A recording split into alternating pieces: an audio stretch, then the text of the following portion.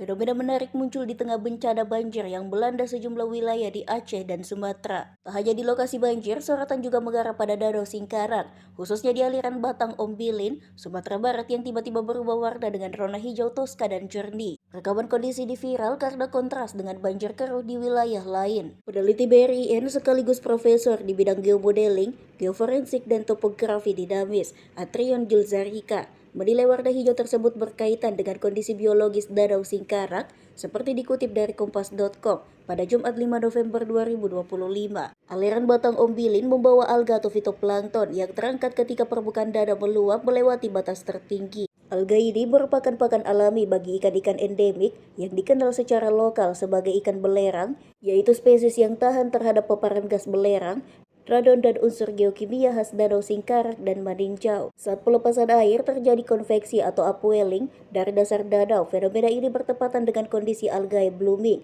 menyebabkan bau belerang tercium. Konveksi mendorong mineral seperti fosfor, nitrogen, silika, dan belerang menuju permukaan.